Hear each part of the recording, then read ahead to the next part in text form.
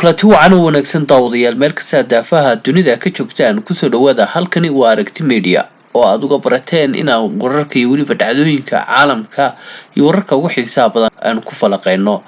waxaana maanta barnaamijkeena aan ku falaqeyn doonaa maxaa ka jira wararka sheegaya in Sweet Girl Amy oo ahayd qof loo soo adeegsada bulshada Soomaaliyeed dalka Mareykanka si ay u baabi'in lahayd barnaamijka ayaan ku falaqeyn doonaa iyadoona dhawaan waaxda cadaaladda dalka Mareykanka ay ku dhawaaqday dacwad ka dhan 47 qof oo badankooda Soomaali ah kuwaas oo lagu eedeeyay inay ku lug lahaayeen xatooyo ama dhac ay u geysteen deeq lacageed oo loogu talagalay gargaarka COVID-19 intuu socday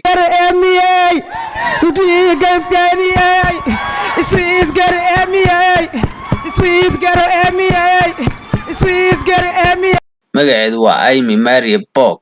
oo ah 41 jir degan Apple Valley Minnesota ayaa ah aasaasaha iyo weliba agaasimaha hay'adda Film Future oo ah shirkadda ama magaca lagu dhacay lacagta cadadeedu gaadhayso $200 milyan oo dollarka Mareykanka sidoo kale waxaa maanta xabsi ugu jira Soomaali ku dhow ilaa 50 qof oo iskugu jira ganacsato culimo wariyaal majaajilaystayaal iyo weliba dad bulshada Soomaaliyeed dhexdeeda saameyn ku leh kuwaas oo lagu eedeeyay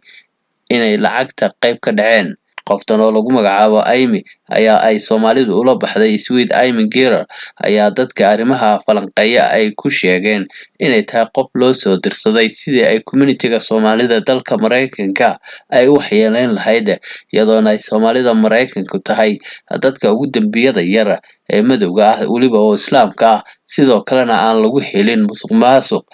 sida awgeedna dadka falanqeeya arrimaha kiiska lacagta ayaa sheegay inay u eg tahay in Amy ay tahay qof loo soo adeegsaday bulshada Soomaalida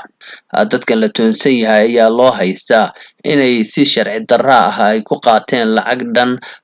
250 milyan oo dollarka Mareykanka oo qayb ka ahayd dhaqaale ay dowladda Mareykanka ugu talagashay in lagu quudiyo carruurta baahan intuu socday cudurka safmarka COVID-19 lacagtan ayaa la sheegay inay dadkaasi ay ku maalgashteen dalal ay ka mid yihiin wadamada Turkiga iyo Kenya halkaas oo ay ka dhisteen dhismayaal ganacsi iyo weliba mid deegaan sidoo kalena wararka ayaa sheegaya in ay baabuur qaali ah qaarkood ay iibsadeen arrintan ayaa labadii toddobaad ee lasoo dhaafay qabsatay dalka Mareykanka sidoo kalena waxaa aad isha loogu hayaa cid kasta oo lagu toonsan yahay inay qayb ka ahayd dhacan lacagta ah ee loogu talagalay quudinta carruurta intuu socday cudurka corona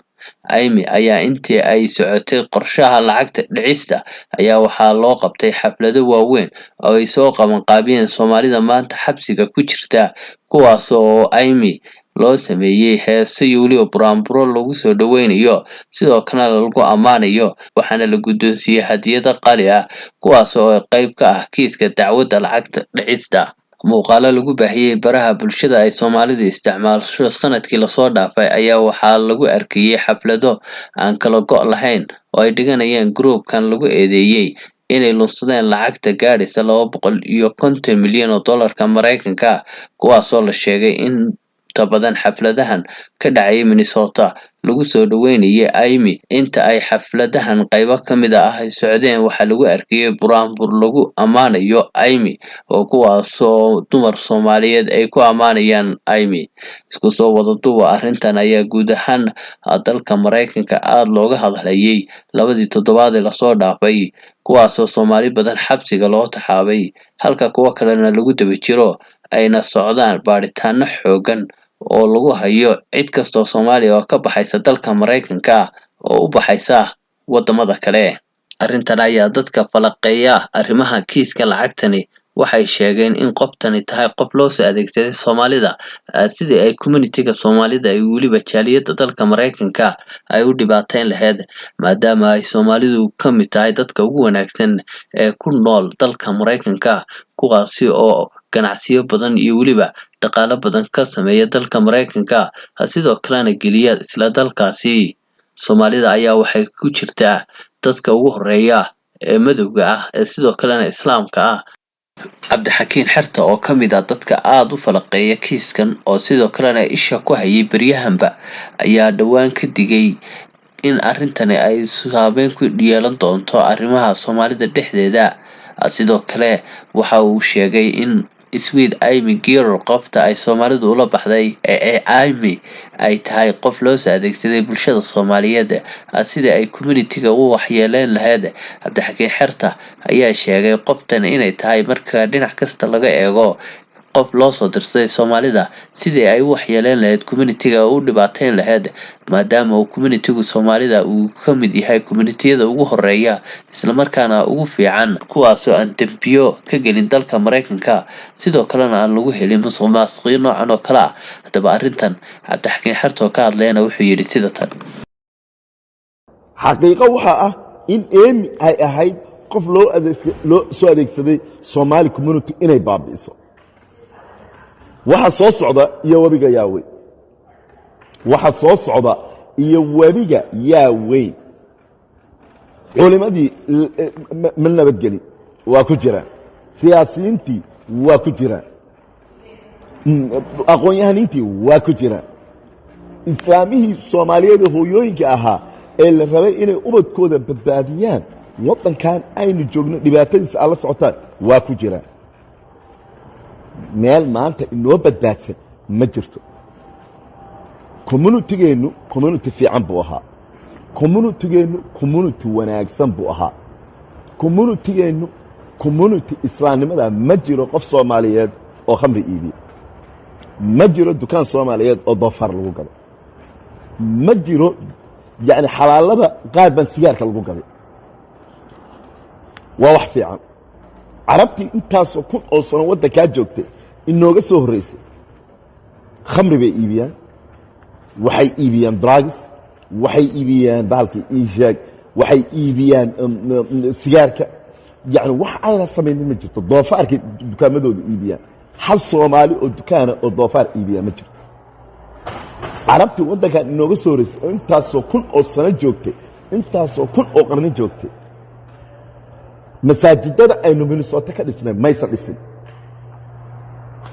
waa maxay haddaba systemka neela ka lahaa oo la rabay in community-geena lagu baabi'iyo Amy waxay ahayd qof loo soo diray ummadeenna Soomaaliya dhagihiina furta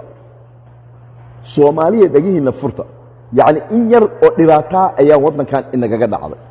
dhibaatada inagaga dhacday waddankan waxay ahayd in caruurihii yaraa ee Soomaaliyeed uu ku dhacay isbedel khamri gaangis faldambiyeedii ay galeen laakiin ay jireen caruur Soomaaliyeed oo masaajidadii galay oo xaafidul quraan noqday oo wax kasta yani cilmigii bartay tacliin meel sare ka gaaray laakiin waxaydan ka fakerin war waa aragtan gaaladii waddanka u dhalatay istooradoodii iyo businessyadoodii baa shaqaan maxay reasonka adiga lagugu dhiibay intaanoo milyan oo dollar war maxaa wiilkii caddaanka ahaa iyo gabadhii caddaanka ahayd ee businessyadan haystay ee taxi payerka ahaa cashuurtoodii inta la soo qaatay ayaa adigii lagu dhiibay qof lagugu soo dhiibay oo adiga lagugu baabi'iyey ma isweydiisan shacabka Soomaaliyeedo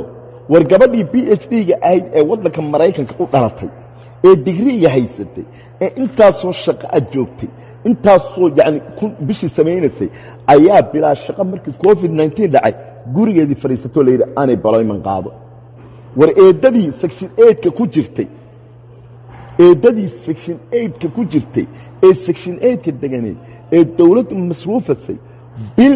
5 bilood ka bacdi waxay gadatay guri 1.5 milyan dollar waxay iibsatay gaari $300,000 waxay qaadatay meedibay baarti baadhiyo ugu samaysay war waxaasoo dhan ma ka fakarnay Soomaaliya su'aal inaynu isweydiino inaynu meel soo fadhiisay waa inaynu doodno inteena badbaaday oo niraahno war Soomaali see xeeran lagu xagtaa ilkana ku nabad galaa war wixii tagay waa tageen bal inteena dambay see isku daba qabana waxaan inala ku baabiyo waa lagu tala galay laakiin sayn u badbaadi karno waxa weeyaan inteena baabaaday maahan inta kale waa in aynu daba qabasho yeelano Somali community ma fakarteen war waddanka dhaqaale xumadan taal markay waxaan sameynayeen waddanka markay waxaan sameynayeen oo ay saan u baaba'saneen waxa soo lacag ay dhacayeen cadaankii waddanka u dhashay PhD master degree-ga dhulka ahaayeen businessyadoodii cashuurtii iyaga laga soo qaadayay iibaya laynsiinaya shaddan bay ahaayeen maxaa iyaga loo siin waayo maxaa adigoo madowa adigoo muslina adigoo qaxootiya oo shalay yimi maxaa lagu siiyey 49 qof oo 4 mooyaane inta kale ay Soomaali tahay maanta xabsi yani qaarna xabsi ma ku jiraan waliba waalidiin ay ku jiraan oo caruurahooda ay ka leedahay hooyada Soomaaliyeed ee maanta xabsiga ku jirta ilmaheedii oo yaryarna ka tagtay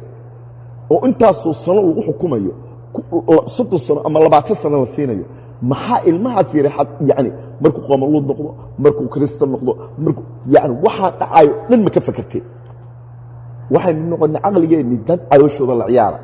halkan ay ka shidan tahay madax baa furan futaa idakle waa shidan mahay annagay magaalada noo daaran tahay isnaad khiyaaliga islaam shaadka ka socda iyo beenta iyo huuhaada Soomaalidu waxay la aqli yihiin saacadaas xaaladdu ku jiro qofka Soomaaliyeed ayuu la aqliyaa